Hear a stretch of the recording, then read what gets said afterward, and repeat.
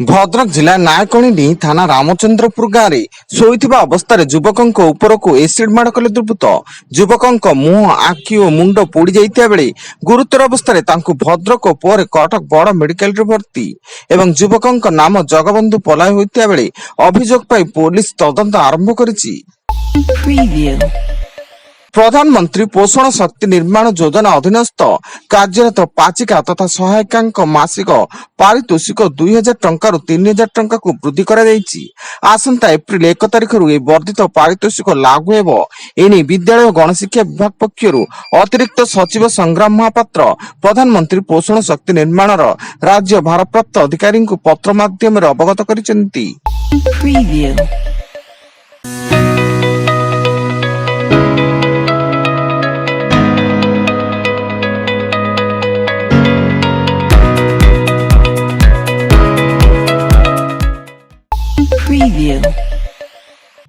କନ୍ଧମାଳ ଜିଲ୍ଲା Phiringia block ମୁଖ୍ୟାଳୟଠାରେ bus stand ନିର୍ମାଣ କାମ ଚାଲିଥିବା ବେଳେ ଅଘଟଣ। ବସଷ୍ଟାଣ୍ଡର ବସ୍ ଟର୍ମିନାଲ ବିଲ୍ଡିଂ ଛାତ ହଠାତ୍ ଭୁଶୁଡି ପଡିବା ଫଳରେ 5 ଜଣ ମିସ୍ତ୍ରୀଙ୍କ ସହ ପ୍ରାୟ 20ରୁ ଅଧିକ ଶ୍ରମିକ ଅଳ୍ପକେ ବର୍ତ୍ତି ଯାଇଛନ୍ତି। ମାର୍ଚ୍ଚ 8 ଅନ୍ତର୍ଜାତୀୟ ମହିଳା ଦିବସରେ ପୁଣି 1 କୋଟି ମହିଳାଙ୍କୁ ମିଳିବ ସୁଭଦ୍ରା ଟଙ୍କା। ମୁଖ୍ୟମନ୍ତ୍ରୀ ମୋହନ ଚରଣ ମାଝୀ ବ୍ରହ୍ମପୁରରେ ଏକ ସ୍ୱତନ୍ତ୍ର କାର୍ଯ୍ୟକ୍ରମ ଆୟୋଜନ କରି ହିତାଧିକାରୀଙ୍କ ବ୍ୟାଙ୍କ ଖାତାକୁ ଟଙ୍କା ହସ୍ତାନ୍ତର କରିବ ବୋଲି ଉପମୁଖ୍ୟମନ୍ତ୍ରୀ ତଥା ମହିଳା ଓ ଶିଶୁ ବିକାଶ ମନ୍ତ୍ରୀ ପ୍ରଭାତୀ ପରିଡ଼ା ସୂଚନା ଦେଇଛନ୍ତି। Preview.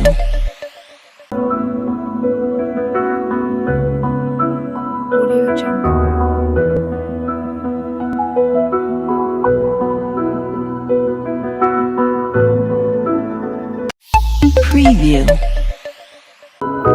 Audio Jungle.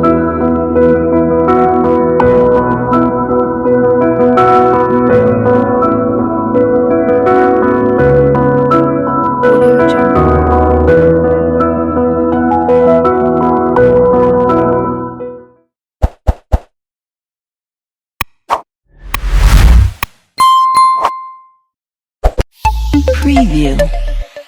ରାୟଗଡ଼ା ଜିଲ୍ଲା ଗୁଣପୁର ଥାନା ଅନ୍ତର୍ଗତ ଆଚବା ନାଳରୁ ବିହାରୀ ଯୁବକ ସୋନୁ କୁମାର ସିଂଙ୍କ ମୃତଦେହ ଉଦ୍ଧାର ଘଟଣାର ପର୍ଦ୍ଦାଫାଶ କରିଛି ଗୁଣପୁର ପୋଲିସ ଏବଂ ଏହି ଘଟଣାରେ ସମ୍ପୃକ୍ତ 5 ଜଣ ଅଭିଯୁକ୍ତଙ୍କୁ ଗିରଫ କରି କୋର୍ଟ ଚାଲାଣ କରିଛି। କଟକ ବାଦାମବାଡ଼ି ଅଞ୍ଚଳରେ ଥିବା ଏକ ଆପାର୍ଟମେଣ୍ଟରେ ନିଜ ଦିବ୍ୟାଙ୍ଗ ଝିଅକୁ ହତ୍ୟା କରିବା ପରେ ବାପାର ଆତ୍ମହତ୍ୟା।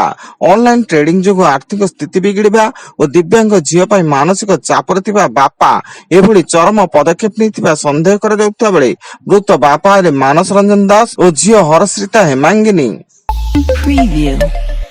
ମୟୂରଭଞ୍ଜ ଜିଲ୍ଲା ଗୌରୁ ମହିଷାଣୀ ଥାନା ଅଞ୍ଚଳରୁ ନିଖୋଜ ଥିବା ମହିଳାଙ୍କ ଗଳିତ ମୃତଦେହ ଉଦ୍ଧାର। ମୃତ ମହିଳା ଜଣଙ୍କ ସୌମ୍ୟଲତା ବେହେରା ହୋଇଥିବା ବେଳେ ସେ ଗତ 17 ତାରିଖରୁ ନିଖୋଜ ଥିଲେ। ତେବେ ମହିଳାଙ୍କୁ କେହି ହତ୍ୟା କରି ଫୋପାଡ଼ି ଦେଇଥିବା ସନ୍ଦେହ କରାଯାଉଥିବା ବେଳେ ଗୌରୁ ମହିଷାଣୀ ଥାନା ପୋଲିସର ତଦନ୍ତ ଜାରି।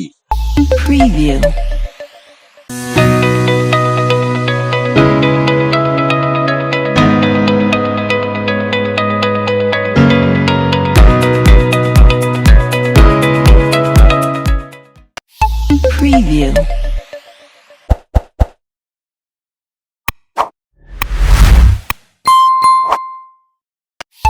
Preview.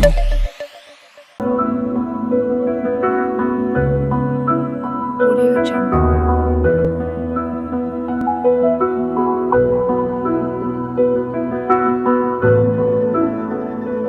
Audio Jungle. Preview. ଆଜିଠୁ ଖୋଲିବ ନୂଆ ରାସନ କାର୍ଡ ପାଇଁ ପୋର୍ଟାଲ। ବାଦ ପଡିଥିବା ଜମାରୁ ନଥିବା ହିତାଧିକାରୀ ରାସନ କାର୍ଡ ନିମନ୍ତେ ଆବେଦନ କରିପାରିବେ। ସମ୍ବଲପୁର ଅନୁଷ୍ଠିତ ବିଭାଗୀୟ ସମୀକ୍ଷା ବୈଠକରେ ଯୋଗ ଦେଇ ଏଭଳି ସୂଚନା ଦେଇଛନ୍ତି ଖାଦ୍ୟ ଯୋଗାଣ ଓ ଖାଉଟି କଲ୍ୟାଣ ମନ୍ତ୍ରୀ କୃଷ୍ଣଚନ୍ଦ୍ର ପାତ୍ର। ସମ୍ବଲପୁର ଅଇଁଠାପାଲି ଥାନା ଅଞ୍ଚଳରେ ଚୋରି ଘଟଣାରେ ପୋଲିସ 3 ଜଣ ଅଭିଯୁକ୍ତଙ୍କୁ ଗିରଫ କରି କୋର୍ଟ ଚାଲାଣ କରିଛି ଏବଂ ସେମାନଙ୍କଠାରୁ 4ଟି laptop, LCD TV, DTH box, 2ଟି ମୋବାଇଲ ଓ ଚାର୍ଜର ଆଦି ଜବତ କରିଛି ଏବଂ 3 ଅଭିଯୁକ୍ତ ହେଲେ ବିଜୟ କଲେଜ, ଶ୍ୟାମ ସୁନ୍ଦର ଷଣ୍ଢ ଏବଂ କରମଟୁଲି ନିବାସୀ ସଞ୍ଜୟ ସୁନା। ଏବଂ ଭଦ୍ରକ ଜିଲ୍ଲା 16 ନମ୍ବର ଜାତୀୟ ରାଜପଥ ଭଣ୍ଡାରୀ ପୋଖରୀ ଥାନା ଅନ୍ତର୍ଗତ ଛତାବର ନିକଟରେ ତୀର୍ଥଯାତ୍ରୀ ବସ୍ର ପଛକୁ ପିଟିଲା କଣ୍ଟେନର। ଏହି ଦୁର୍ଘଟଣାରେ 10ରୁ ଅଧିକ ଯାତ୍ରୀ ଆହତ ହୋଇ ଭଦ୍ରକ ଜିଲ୍ଲା ମୁଖ୍ୟ ଡାକ୍ତରଖାନାରେ ଭର୍ତ୍ତି ଥିବା ବେଳେ ତୀର୍ଥଯାତ୍ରୀ ବସ୍ଟି ଟାଟାରୁ ପୁରୀ ଯାଉଥିଲା। Preview.